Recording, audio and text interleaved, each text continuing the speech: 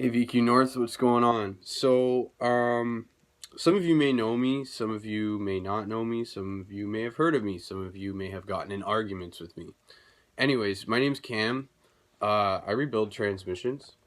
So right there, I have a CDO1 that I'm taking apart to try to do the triple cone synchronizer conversion on it to turn it into a CDO9, and it will be posted for sale when that's ready. Anyways, a couple months ago, I got in an argument. Not really an argument, but more like you don't know what you're talking about towing a 350Z or a G35 behind a vehicle, and whether it being bad for the transmission or not if it's if you ground tow it with the rear wheels on the ground. So I figured this is the perfect time for me to show you guys why it is actually all right. Now, it's not the best for the car, but it's not going to hurt it. And I know a lot of people were saying, yeah, well, you're not going to get enough lubrication on the main shaft or the rear bushing, yada, yada, yada, yada, yada. I'm going to fucking show you right now, and we can lay this argument to rest, and we can all be happy. All right? Okay, so here we go. This is your gear train assembly from your CDO1. Starts at the front, ends at the back.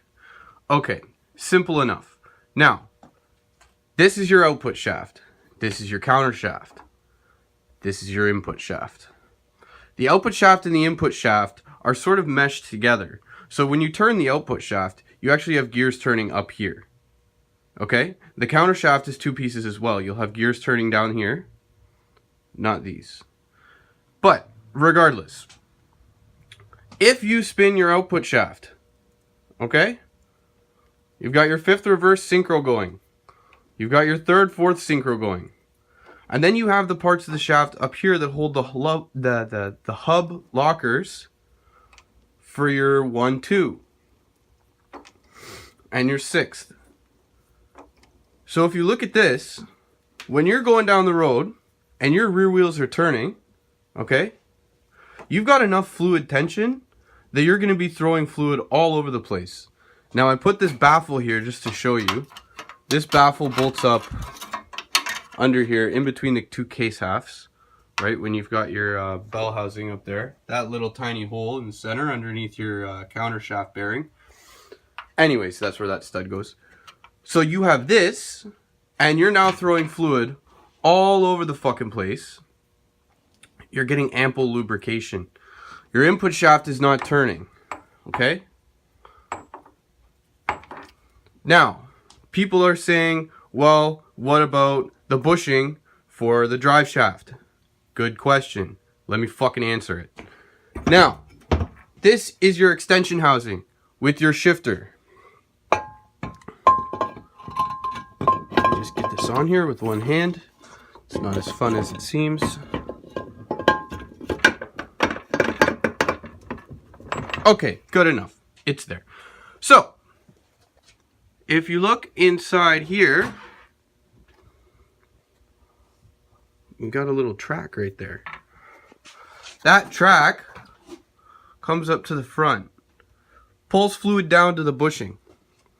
So when this is turning, and you're spraying shit all over the inside here, now you've got to remember that you've got shift forks all in these shift holes, okay?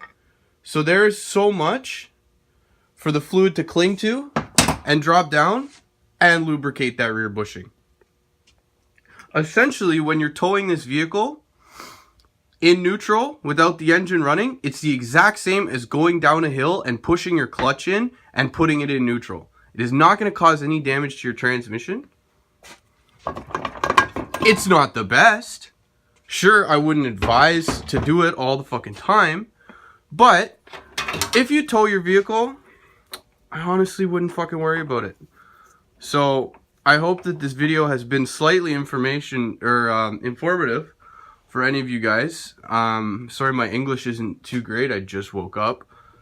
But yeah, I mean, I just thought that I would clear the air on that instead of trying to keyboard warrior it over the internet. So now you could see factual evidence. Cool. Oh, and quickly, I would just like to add one more thing, because I forgot to mention it in the video, and I'm not about to go film it again.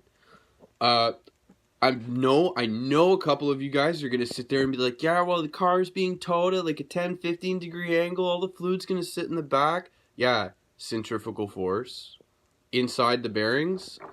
When you've got a surface and a little bit larger surface and you've got fluid in there, it doesn't matter what fucking angle it's on, if you start spinning it, the fluid's going to find the easiest way to go, which is up.